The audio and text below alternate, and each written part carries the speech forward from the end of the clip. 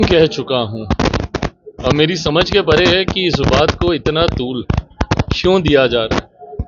मैंने शुरू से इस बात को कहा है कि मेरा राजनीति में आने का कारण ही बिहार और बिहारी हैं। मैं दिल्ली में रहा हूं, बंबई में मैंने काम किया है, मैंने देखा है किस तरीके से दूसरे देशों में, दूसरे प्रदेशों में बिहारियों को अपमानित किया जाता है। दिक्कत ये है ना कि इन लोगों को हर चीज में राजनीति दिखती है। मेरे प्रधानमंत्री अपना कार्यक्रम छोड़कर आधी रात में वापस देश आते हैं। नमस्कार, आप है न्यूज 4 नेशन पर। मैं आपके साथ अभिजीत सिंह। केंद्रीय मंत्री चिराग पासवान को लेकर बिहार की सियासत है वो काफी तेज हो गई है, जहां चिराग पासवान को कहा जा रहा है कि 2025 बिहार विधानसभा चुनाव लड़ सकते हैं। जब सवाल किया गया चिराग पासवान से तो उन्होंने साफ तौर पे कहा है कि देखिए, हमारा मकसद ही राजनीतिक में आना बिहार है, और वहीं चुनाव लड़ने को लेकर भी बड़ा बयान देते नजर। क्या कुछ करें चिराग पासवान, पहले सुन उनकी बातों को। कह चुका हूं और मेरी समझ के परे है कि इस बात को इतना तूल क्यों दिया जा रहा है। मैंने शुरू से इस बात को कहा है कि मेरा राजनीति में आने का कारण ही बिहार और बिहारी हैं। मैं दिल्ली में रहा हूं, बंबई में मैंने काम किया है, मैंने देखा है किस तरीके से दूसरे देशों में, दूसरे प्रदेशों में बिहारियों को अपमानित किया जाता है। बिहार से पलायन करके गए हुए लोग जो आज दूसरे राज्यों में रहने के लिए मजबूर हैं, दूसरे देशों में जाकर रहने के लिए मजबूर हैं। मेरी सोच तो सिर्फ पलायन को रोकने तक की नहीं है, बल्कि रिवर्स माइग्रेशन करवाने की। जो लोग बिहार छोड़कर गए हैं, जो पीढ़ी दर पीढ़ी दूसरे राज्य, दूसरे देशों में रह रहे हैं, उनको कैसे मैं वापस लेकर आऊं, इस सोच के साथ मैं राजनीति में आया हूं। दिल्ली बंबई चमचमाते शहर बने, मेरा बिहार कब ऐसा चमचमाता शहर बनेगा, इस सोच के साथ मैं राजनीति में आया हूं। तो इस बात को तो मैंने शुरू से कहा ही है कि मेरी प्राथमिकता बिहार और बिहारी हैं, बिहार फर्स्ट बिहारी फर्स्ट की सोच के साथ मैं आगे बढ़ रहा हूं। और जब मुझे पहला मौका मिलेगा, मैंने हमेशा इस बात को इस उदाहरण के साथ भी कहा है कि जहां मेरे नेता, मेरे पिता आदरणीय रामविलास पासवान जी ने हमेशा अपने आप को केंद्र की राजनीति के साथ जोड़ के रखा, वहीं मैं अपने आप को बिहार की राजनीति में ज्यादा सहज महसूस करता हूँ। कहां से लड़ेंगे विधानसभा? अरे प्रभु, ये कोई सवाल है? कहा गया है कि एक तरफ इतनी बड़ी घटना होती है, दूसरी तरफ चुनावी प्रचार नरेंद्र मोदी कर रहे हैं। दिक्कत ये है ना कि इन लोगों को हर चीज में राजनीति दिखती है। मेरे प्रधानमंत्री अपना कार्यक्रम छोड़कर आधी रात में वापस देश आते हैं।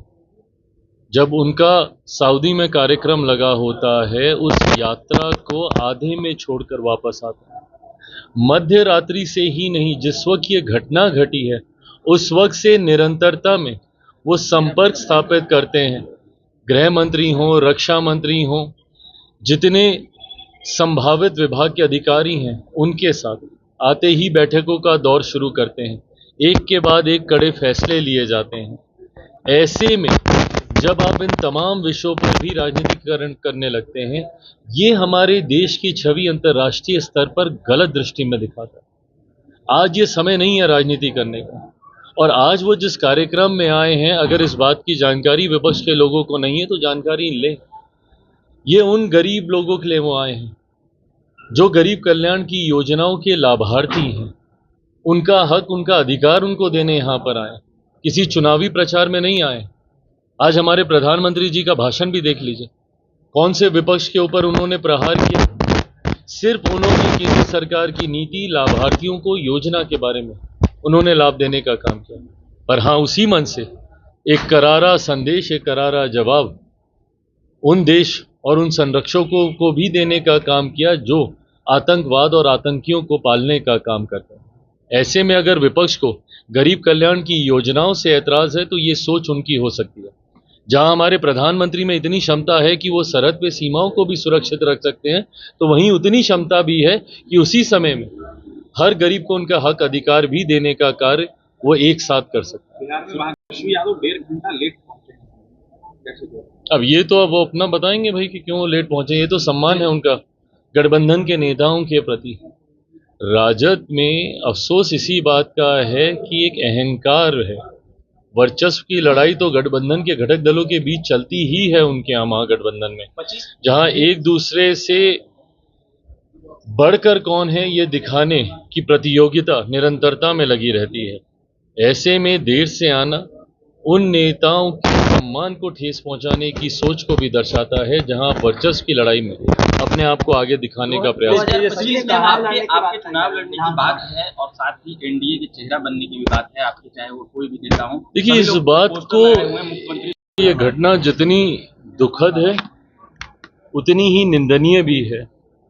जिस तरीके से आतंकवादियों के द्वारा इस कायराना हरकत को अंजाम दिया गया है, उम्मीद नहीं पूरा विश्वास है आज की तारीख में भारत का नेतृत्व एक ऐसी मजबूत इच्छा शक्ति वाले प्रधानमंत्री के हाथ में है, जिन्होंने इससे पूर्व में भी, जब पुलवामा में भी ऐसी घटना घटी थी, तब भी आतंकवादी और उनके संरक्षक उनको मुंह तोड़ जवाब देने का काम किया था।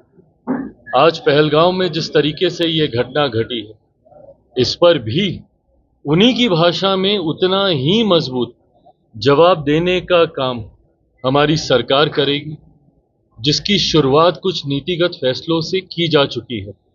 जिस तरीके से सिंधु संधि को लेकर, इंडस को लेकर जो समझौता था, जो ट्रीटी थी, उसके ऊपर जिस तरीके से अब रोक लगाई गई है, जिस तरीके से हमारे देश की 6 नदियों का पानी, उसका एक अधिकांश हिस्सा जो इस ट्रीटी के तहत पाकिस्तान को जाता था, लगभग 80%, उस पर रोक लगाकर उन लोगों को पानी के लिए आज की तारीख में त्राहिमाम करना पड़ेगा जिन लोगों ने खून बहाने का काम हमारे देश में किया। ये शुरुआत है, आने वाले दिनों में कई और मजबूत कदम हमारा देश भारत लेगा। इस बात में कहीं कोई संदेह नहीं है कि जितनी मर्माहत करने वाली ये घटना है, जितना दुख और उसके साथ जो आक्रोश देश की जनता के भीतर है, वही भावना हमारी सरकार और हमारे प्रधानमंत्री के भीतर है। जरूर उस भावना का सम्मान करते हुए जिस जवाब का इंतजार हमारा देश कर रहा है, ये उन आतंकवादियों को और उनके संरक्षक देशों को दिया जाएगा।